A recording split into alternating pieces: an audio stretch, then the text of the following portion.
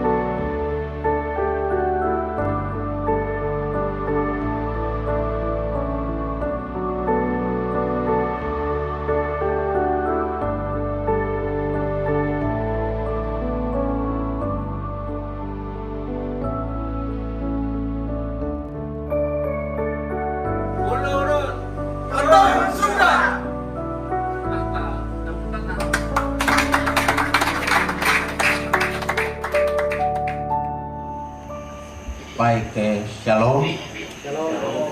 Selamat malam untuk kita semua. Pertama-tama patut kita panjatkan puji dan syukur kehadirat Tuhan atas kasih dan pertolongannya sehingga di hari ini Bapak Kekasih boleh menjalankan reses sebagai anggota DPRD RI ke Distrik Ron. Selamat malam. Shalom. Salam sejahtera untuk kita semua. Sebelumnya kami bersama mitra pemerintah Distrik Ron mengucapkan selamat datang Bapak anggota DPD RI, kebanggaan yang sangat luar biasa, wilayah yang cukup besar dan banyak sekali di Papua Barat tapi yang dikunjungi Distrik Ron. Perlu di-aplaus.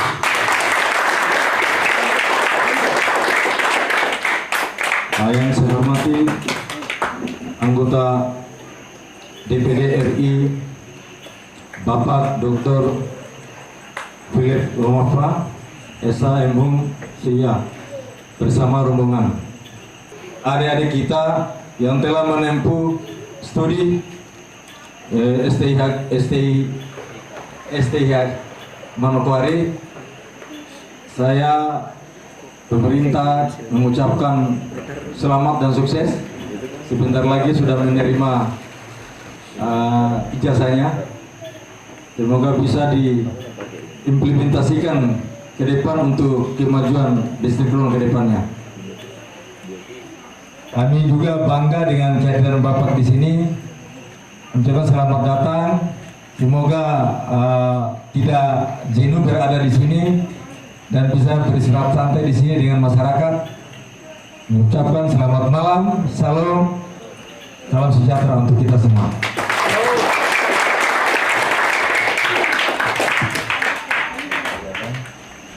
Shalom.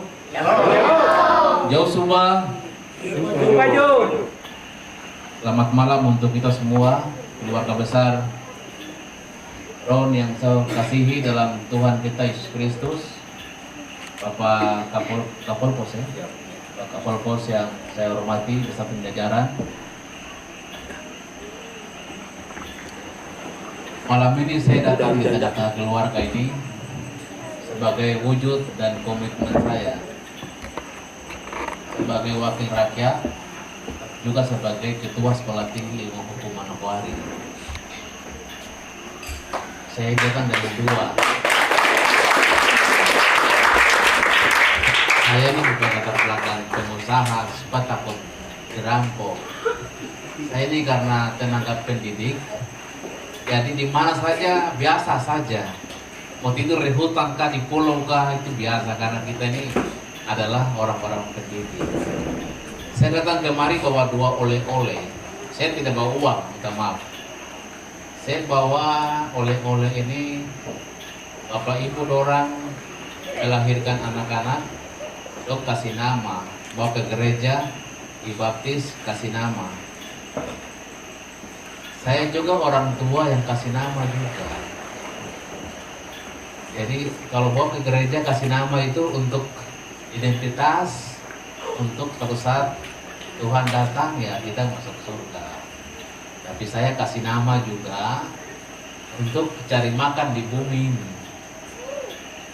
Ya, saya pikir Bapak orang bisa tahu saya punya maksud ya toh? Nah, jadi nama siapa? Musa Wonem Seba. Itu Bapak orang yang kasih nama dia Musa Wonem Seba. Tapi saya kasih nama dia lagi Musa Wonem Seba Sarjana Hukum.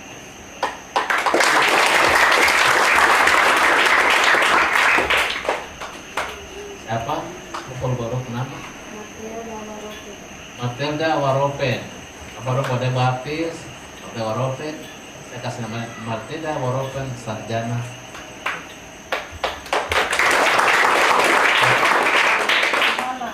Hola. Iya, no. Hola, Akuan.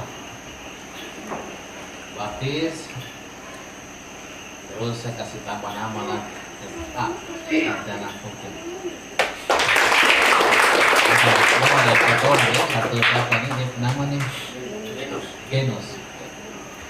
Jadi Bapak dan semua, saya mau bilang begini. Hanya pendidikan lah yang bisa mengubah kita punya nasib. Tanpa pendidikan, orang tidak bisa berbuat apa-apa. Provinsi ini, Pulau Ron ini, distrik Ron ini tidak akan seperti ini selama-lamanya. Anak-anak ini, anak-anak kita yang duduk ini, mereka ini akan 20-30 tahun ke depan. Mereka akan menghadap tantangan yang sangat luar biasa. Banyak orang dari luar akan datang kemari, bersaing, bawa pengalaman, bawa pengetahuan, bawa ijazah, datang ke Papua sini, mencari kerja di sini. Sementara kalau kita orang ini tidak siap, maka kita akan menjadi penonton setia. Jadi saya ajak keluarga besar untuk jangan sekali-sekali bosan untuk kasih siapkan anak-anak muda kita ini untuk sekolah. Tahun depan kalau ada anak-anak yang tamat SMA lagi lapor kasih sekolah lagi. Kamu yang pikir dong biaya, nanti saya cari kasih dong sekolah. Begitu.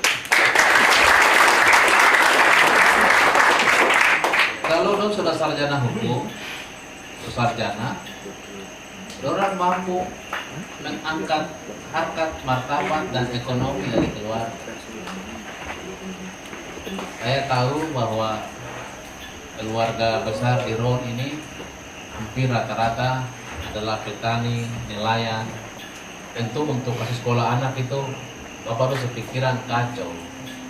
Apalagi mau pikiran anak-anak sekolah kah? Mau berpikir tentang urusan dapur kah? Urusan kemana-mana susah, makan minum susah. Akhirnya anak-anak ini sampai di SD, SMP, sudah kamu dayung Bapak ke laut saja, nanti besok laut ini masih luas, besok kamu akan ikan lagi. Dan kau tidak tahu bahwa suatu saat persaingan begitu besar dan kita tidak akan dapat apa-apa. Saya ingin cerita Bapak dan semua. Saya ingin bagi pengalaman. Saya ini bukan berasal daripada keluarga yang punya status ekonomi tinggi, tidak. Saya ini sama keluarga sama dengan Bapak dan semua. Itu sekolah itu pas-pasan, cari sendiri. Saya mulai dari SD, SMP, SMA, sampai S1, sampai S2, S3 itu berusaha sendiri.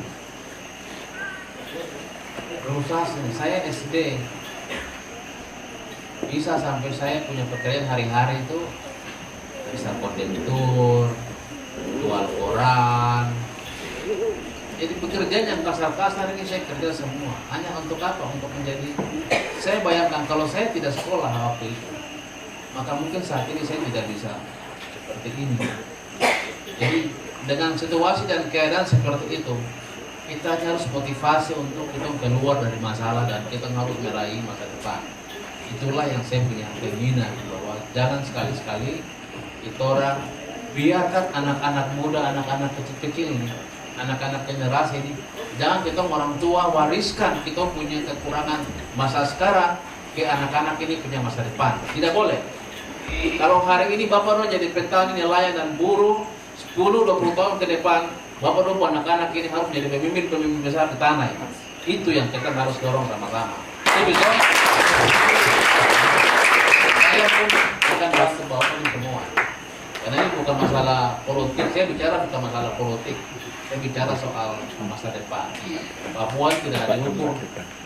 Itu orang boleh pandai dengan fisik yang kuat, dengan otot yang kuat, main bola. Orang bilang Yohanes Auri, sekarang bawa Salosa. Tapi sekarang apa? Faktanya apa? Dong bisa atur dunia, dong bisa atur Indonesia, dong bisa atur provinsi. Kan tidak. Hanya sebuah nama saja habis. Fisik habis. Oh, Manslar di sana boleh. Dulu tidak, kalau tendang bola itu kawan tertangkap. Itu dulu. Sekarang kita rubah. Sekarang semua saya ingat, sekarang kita rubah. Kita mau makan kah, tidak kah, makan keladi kah, kapi kah, papeda kah, yang penting itu makanan ini, dong harus jadi sarjana. Itu cara untuk bisa bawa kita ke masa depan yang lebih baik. Nah, itu yang pertama. Jadi saya malam ini kan kemarin, saya punya tujuan yang pertama. Sudah lama sekali saya ingin datang ketemu dengan keluarga besar yang ada di sini. Tapi karena bersamaan dengan orang ini wisuda, saya bilang kamu jangan ambil ijazah dulu. Bapak simpan dulu supaya Bapak cari waktu yang pas, Bapak datang supaya Bapak serahkan. Bukan saya bersombong di sini, tidak. Saya mau serahkan supaya keluarga tahu bahwa Philip Mama itu tidak bicara saja, dia membuktikan apa yang dia bicara dibuktikan. Saya kasih orang sekolah ini sebelum saya menjadi anggota DPD RI. Sebelum kita datang kemarin penelitian di sini, selaku ketua ST Manokwari ini, saya kasih dia buku dan sebentar satu kepala atau tua-tua atau pemerintah kampung, saya serahkan buku hasil penelitian ini. Kita datang kemarin. Buku ini saya sudah kirim ke perpustakaan di Amerika. Orang di dunia juga sudah tahu. Ini buku yang kemarin ini. Saya datang, Bapak masih ingat kah? Masih. Iya, saya datang ke Ron dengan tim peneliti. Ini dia punya buku penelitian. Saya sudah kirim ke seluruh Indonesia di perpustakaan semua. Jadi bicara Ron, orang di luar juga sudah tahu tentang Ron. Ada di sini buku. Saya kasih ke kepala kampung supaya kalau kamu bicara hukum adat jangan kita karang. Sudah tertulis hukum adat Ron itu suara di sini. Jadi saya kasih sekolah ini jangan kaitan dengan saya anggota DPD. Ini baru anggota DPD 2019. Penelitian dan sekolah kamu masuk tahun berapa? 2017. Saya anggota DPD 2019. Jadi tidak ada kaitan.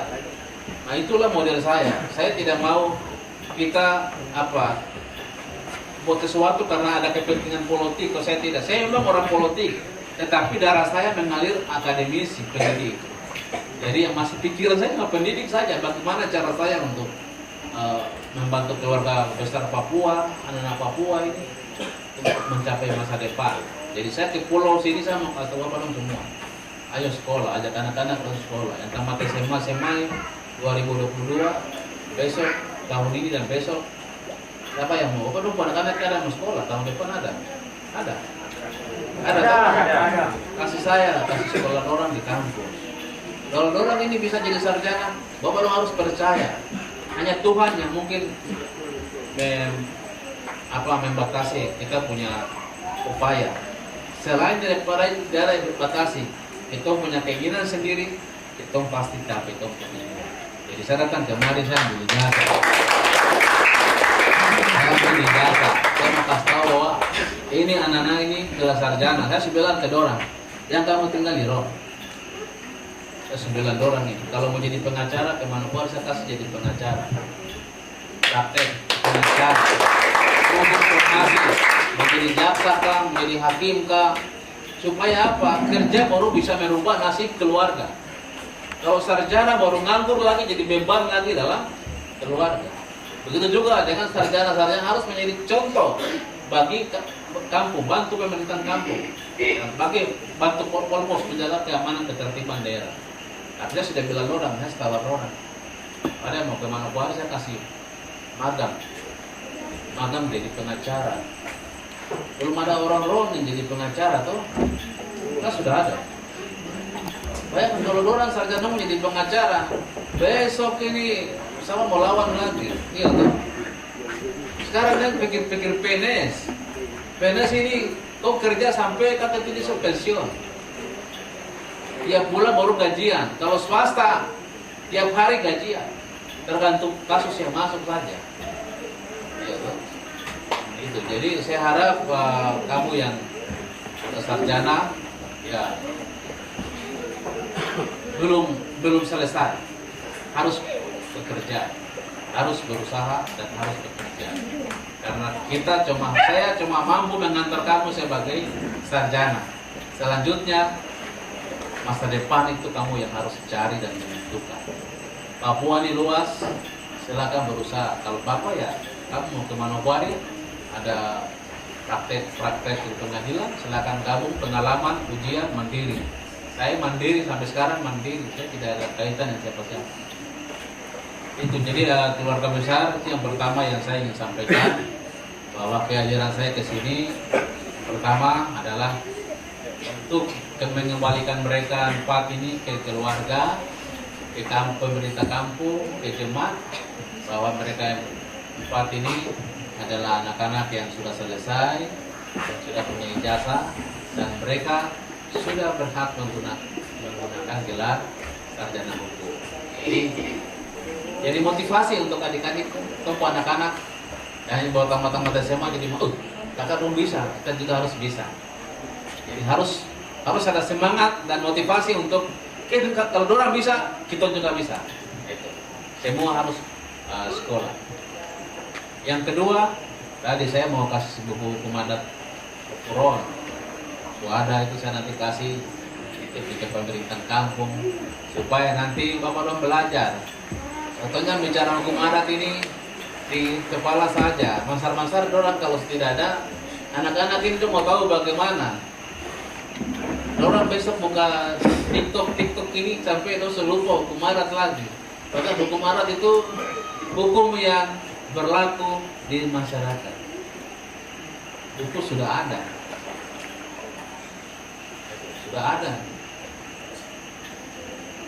Itu tidak bisa karang-karang lagi, karena kemarin tuh datang saya ambil profesor kemarin itu penelitian di sini dan dia punya buku sudah ada.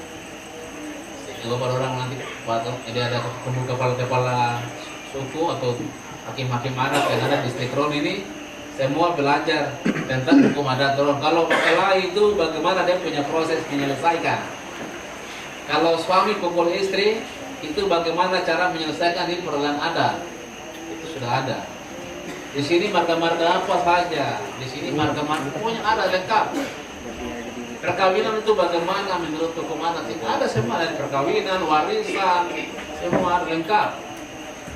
Jadi kita orang bilang kita orang Papua, tapi kalau kita orang tidak paham dan tidak mengerti, apalagi lupa terhadap hukum adat, maka jangan kau bilang orang Papua. Karena orang Papua identik dengan hukum adat. Karena hukum adat adalah hukum yang murni, yang berasal dari kehidupan masyarakat hari-hari. Ini mungkin sekarang belum ada apa-apa. Suatu saat kalau perkembangan ke provinsi Bomberai ini jadi, sekarang mau lawan siapa? Mungkin itu sudah dengar kita lagi. Mungkin orang dari Makassar, Jawa, Sumatera pasti akan datang kemari lagi gabung sini lagi. Mungkin sekarang kita belum merasakan. Bapak Kitong ini belum merasakan, tapi orang ini akan merasakan bagaimana menghadapi itu suatu saat nanti. Itu. Yang ketiga, Bapak semua, saya ini sebelah Ketua ST Manokwari, sebelah ini anggota DPD RI.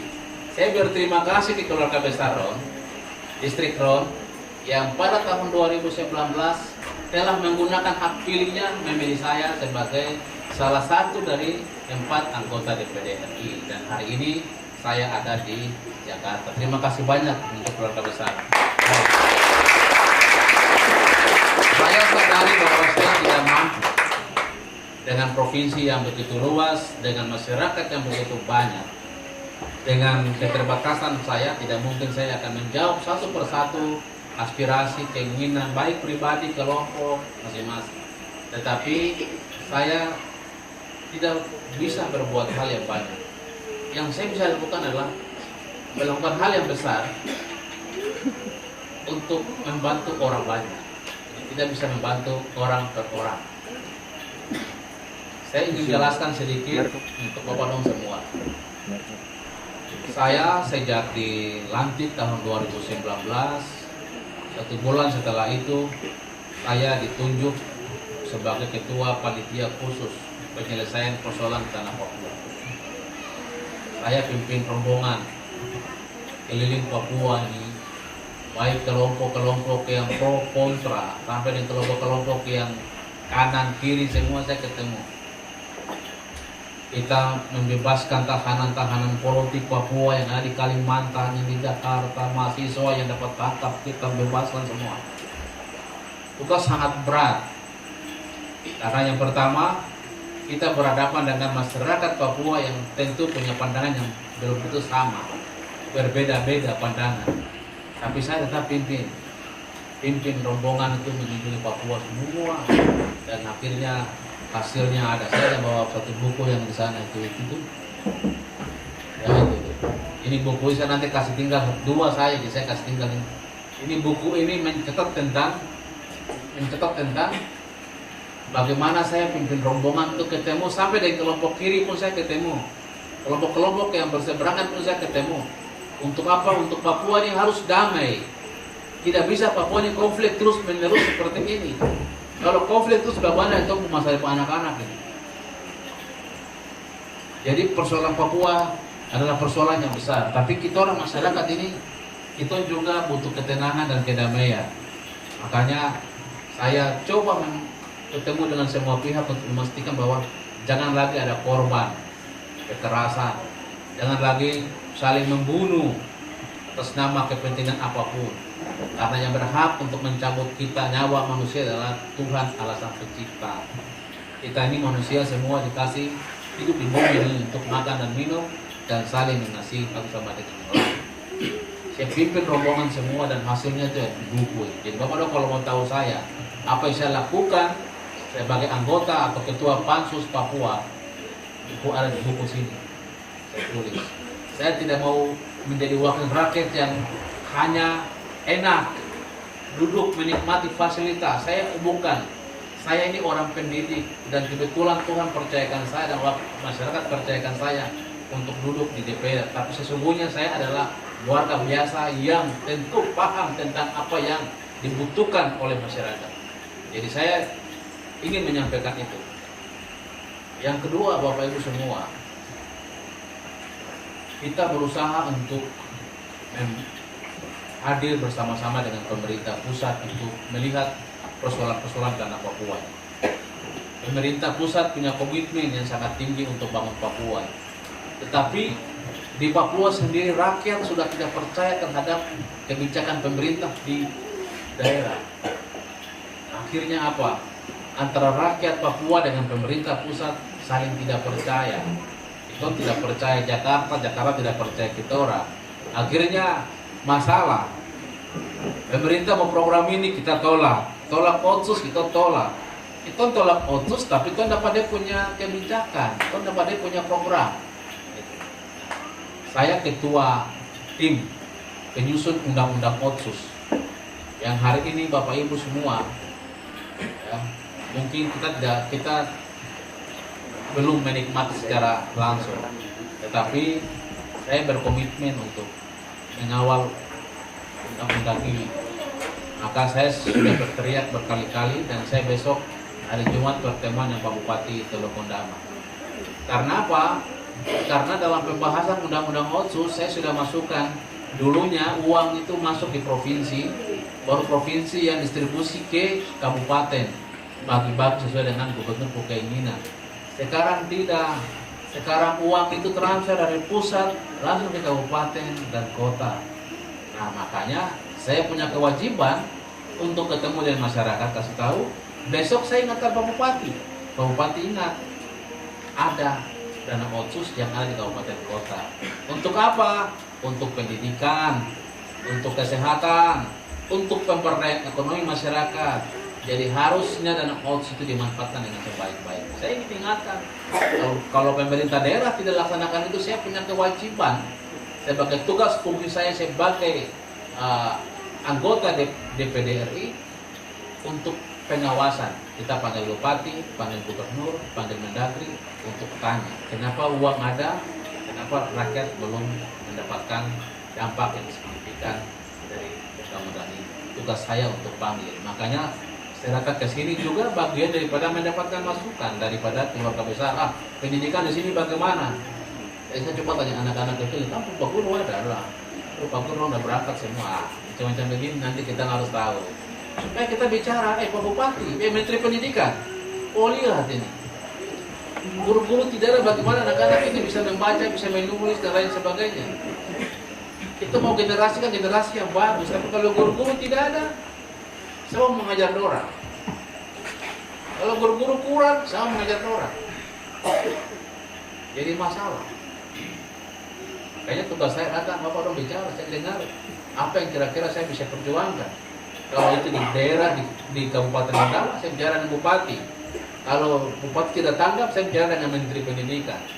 Saya bicara dengan menteri-menteri yang terkaitan dengan masalah-masalah yang kita hadapi di sini. Tugas saya adalah memperpanjang suara Bapak-Bapak semua. Apa yang Bapak keluarga besar ini sampaikan, saya punya kewajiban untuk menyampaikan. Kewajiban saya untuk menyuarakan, memperjuangkan. Saya punya prinsip seperti itu.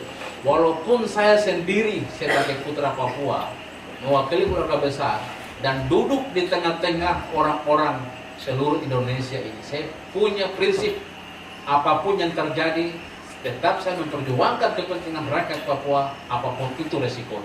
Itu prinsip saya.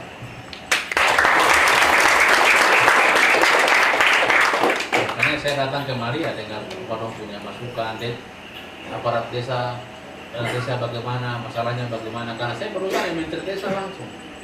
Bagaimana kendalanya, bagaimana, apa yang kendala, lapor sama saya, tidak apa-apa, saya punya mitra dengan menteri desa, menteri dalam negeri, menteri hukum dan HAM, Menko Polhukam, Panglima TNI, Kapolri. Saya sudah agendakan waktu dan Kapolri di awal bulan November. Nanti bisa aspirasi saya bisa langsung sampaikan. Atau dari Kapolda saya akan bicara dengan Kapolda, tidak ada masalah. Saya baru kunjungan ke Kodam terkait dengan rekrutmen Tamtama Otsus. Saya sudah minta, kemarin sudah menghadap, oke, putra-putri Papua, tentara, tapi ingat satu syarat, jangan kamu jadi tentara, jangan kamu jadi polisi, baru kamu membuat rakyat ini susah. Karena kamu harus tahu, yang namanya tentara Otsus, polisi Otsus, banyak orang yang turut memperjuangkan kalian menjadi tentara dan polisi. Jadi kalian harus hadir seperti Pak Kapolpos, hadir di tengah masyarakat untuk memberi rasa nyaman, rasa damai. Jangan jadi tentara baru fly kiri kanan. Nah, ini bikin kita orang juga malu. Itu berjuang di Jakarta untuk tentara Otsus, polisi Otsus, ada tempat begini, fly, bakal lain di pinggir jalan. Nah, ini kita orang malu. Iya, kita malu. Saya satu-satunya orang yang setiap hari berbicara dengan Panglima TNI dan Kapolri. Nomor-nomor kontak semua ada di saya. Kapan saja kita bisa telepon, kita bisa bicara. Karena kita ingin putra-putri Papua ini bangkit, berdiri kokoh membangun tanah Papua ini. Itu kita punya tujuan. Dengan segala sektor yang ada, termasuk TNI dan Polri. Sekarang rekrutmen 200 anggota Catam. Saya kemarin sudah kunjungi mereka. Dari kabupaten kota ini 20 orang kalau tidak salah. Besok gaji pica, asal gaji pica, jangan gaji pica di mana-mana. Iya toh. Kita berharap mengangkat kesejahteraan daripada keluarga, pribadi, dan juga membantu menunjang pembangunan di kampung. Jadi saya kesempatan ini juga akan mendengar dari keluarga besar tentang aspirasi yang akan disampaikan. Tapi sebelum itu saya serahkan ijazah dulu. Setelah itu baru saya dengar aspirasi-aspirasi. Iya toh? Saya minta keluarga yang mau anak-anak ini mendampingi anak-anak ini. Saya sudah kasih mereka punya kucir. Maka orang tua yang menerima ijazah. Ada orang tua sini toh? Ada. Ya, mari silakan Bapak dong ke depan. Saya kasih tunjuk ya. Ini bukan supaya Musa dan sombong, keluarga dan tidak. Ini sebagai contoh, ya, sebagai contoh supaya anak-anak muda yang lain dan keluarga semangat untuk harus kuliah. Ini ijazah asli, diakui oleh negara, bisa digunakan di mana saja.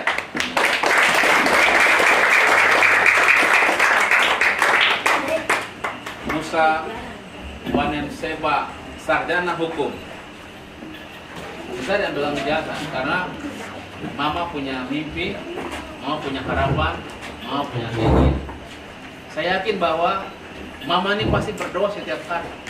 Bapak pergi cari makan di laut, mama berdoa di anak-anak. Dan hari ini Musa sudah jadi sarjana hukum. Saya kasih ijazah ini sebagai ucapan syukur saya kepada keluarga dan kepada Tuhan. Mama yakin dan percaya bahwa Tuhan memberkati Musa dan keluarga. Mama yang terima semua semangat.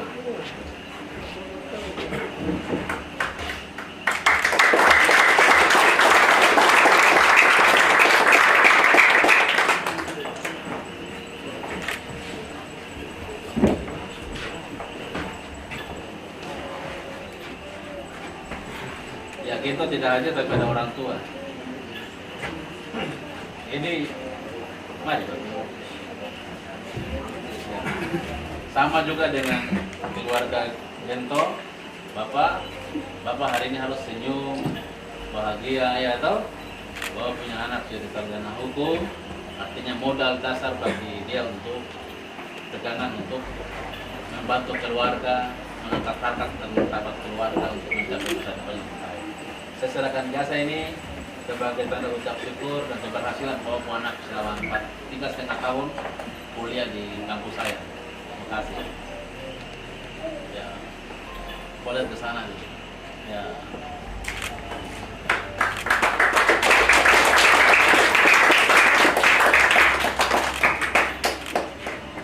Matilda, Waropen. Ayah, mana keluar? Ayah, mari sana. Sama, Matilda juga sama, Mama selamat ya. Ya, Mama punya anak sudah jadi sarjana hukum. Saya sudah bilang anak-anak ini punya masa depan. Walaupun perempuan lagi, tapi bukan berarti perempuan harus takut. Perempuan Papua sekarang harus bangkit, maju, mencapai tujuan masa depan. Ya, jadi kita harus semangat. Papua juga harus semangat ya. Ya, supaya bisa meninggalkan ya Mama sesuatu yang bermanfaat ya. Baik, saya akan membelanya punya ijazah untuk Mama sebagai bukti kelulusan sekolah tinggi Manokwari. Selamat ya.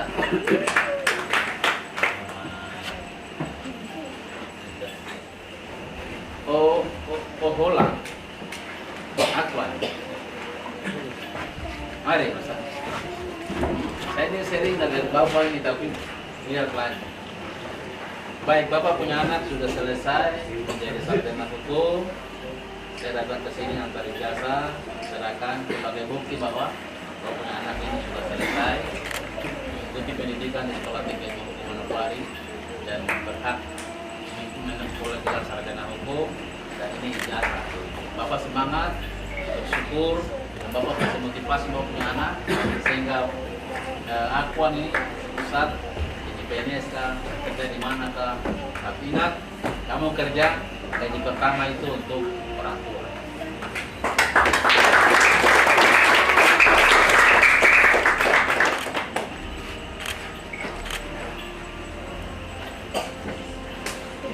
Dan saya punya buku. Saya ini karena orang pendidikan jadi kemudian bawa buku. Jadi Bapak minta maaf, saya tidak bawa buku ini ilmu yang sepanjang hayat. Kalau kita kasih uang beda itu habis-habis, ilmu itu tidak akan pernah habis. Di tengah.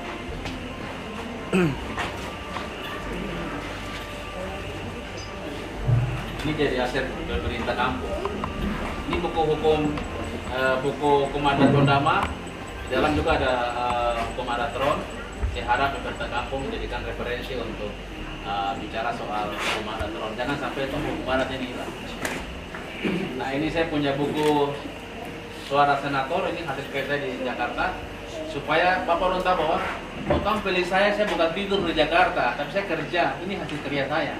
Pertanggungjawaban saya kepada keluarga besar ini, supaya kalau saya kerja bagus, Bapak dong pilih dan pertahankan saya. Kalau saya tidak kerja bagus, jangan pilih saya, karena percuma memilih orang-orang yang tidak bermanfaat untuk tanah Papua.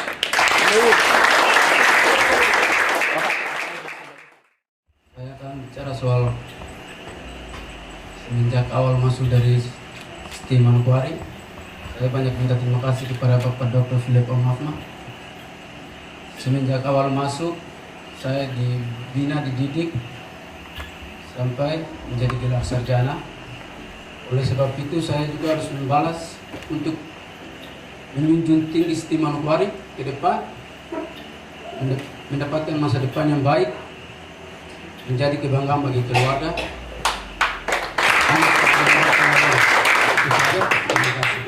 Semua pertama saya mengucap syukur kepada Tuhan karena di saat malam ini Bapak Terkasih telah datang di tempat ini untuk menyerahkan jasa saya. Dan saya bangga karena untuk pribadi saya sendiri saya tidak bisa buat apa-apa.